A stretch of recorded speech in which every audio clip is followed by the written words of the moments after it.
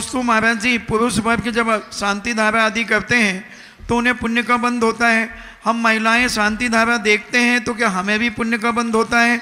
और उस समय हम क्या भाव करें शांति धारा देखते समय? महिलाओं को सबसे बड़ा पुण्य बंध होता है घर में उसका जो संबंध हो पुरुष से, बेटे का हो, पिता का हो, पति का हो, जो भी संबंध है, यदि वो उसको अभिषेक की प्रेरणा देती है तो सबसे बड़ा पुण्य बंध तुम्हें डबल होता है।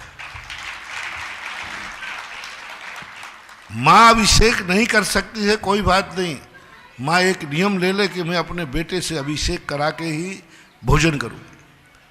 पत्नी अभिषेक नहीं कर सकती, वो अपने श्रीमान को मनाने के लिए प्रयास करे कि पति अभिषेक करेगा तभी मैं भोजन करूँगी। पिता है तो बिटिया ले सकती नियम कि पापा अभिषेक करेंगे तभी हम भोजन करेंगे। बहन है अभिषेक नियम ले सकती है, भैया यदि अभिषेक करो के दिखाओगे या गंधोदक दोगे तभी भोजन करेंगे। यदि नारी जाति में ये अभिषेक की परंपरा जागरण हो जाए तो इनका पुण्य तो कम है, तुम्हारा पुण्य सबसे ज्यादा है। हर नारी को पुरुष से संबंध बनाते समय जो भी संबंध तुम्हारा बनता है उसके पहले शर्त एक रहना चाहिए, भाई हो तो अभिषेक दिखाओ, पिता हो तो अभिषेक दिखाओ। और तुम्हारे करने से दो काम, एक तो तुम्हें अभिषेक देखने मिलेगा, दूसरा तुमने परिवार के पुरुष को अभिषेक करने भेजा तो कराने का बोनस अलग मिलेगा। तो तुम्हारे हाथ में डबल डबल कार्य हो सकता है। नारी यदि जाग जाए, घर का हर नारी संबंध अपने पुरुष संबंध को यदि अभिषेक की प्रेरणा दे दे तो हर घर का माहौल ही बदल जाएगा।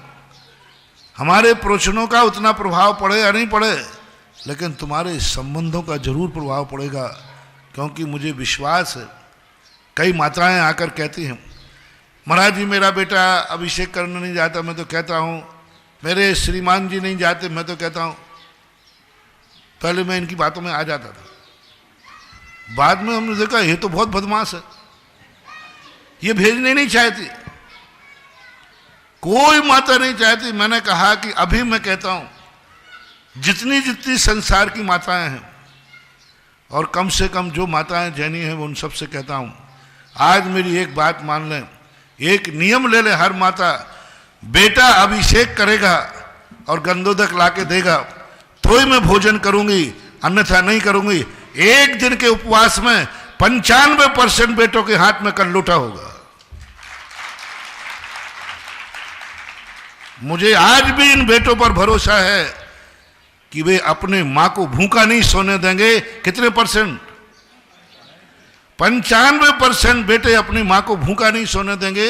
मन मार के अभिषेक करने जाएगा, लेकिन जाएगा। आज भी बेटों में मां के प्रति इतना समर्पण है। आज भी हमें जैनियों के लिए कम से कम अपने भक्तों की पत्नियों पर विश्वास है। यदि ये पत्नियां सुधर जाएं तो ये नियम ले लें कि श्रीमान जी अभिषेक करके गंधोदक लेंगे तो ही भोजन करेंगे। इसमें 95 नहीं कहूंगा, 75% पुरुष अपनी पत्नी को भूखा नहीं सोने देंगे। 25% तो ये कहेंगे अच्छा है निपट जाए, परेशान वैसे ही है। बेटा नहीं कहेगा,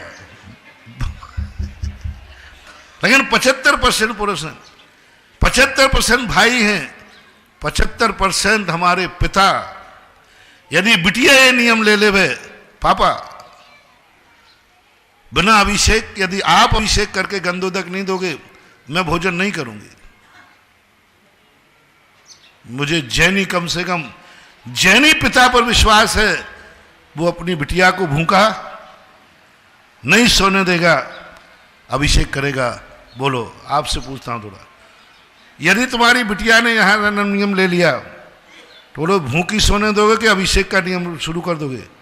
जल्दी बोलो भाई, कितने % हैं जो ये कहेंगे महाराज बेटी आज मरे सो कल मर जाए, मैं तो नहीं जाऊंगा अभिषेक? हाथ उठाओ इनमें से। बस अब बारी तुम्हारी है। हर बेटी का नियम है कि अपने पापा को अभिषेक करने भेजे। हर पत्नी का नियम है कि पति को भेजे, और हर माँ का नियम है कि अपने बेटे को भेजे, हर बहन का नियम है अपने भाई को भेजे। लो, अभिषेक का डबल खाता तुम्हारे पुण्य के खाते में पड़ेगा। क्या रखा अभिषेक करने में? जो करवाने में फल है। करने में तो अकेले ही का फल है, और करवाने में डबल का फल है।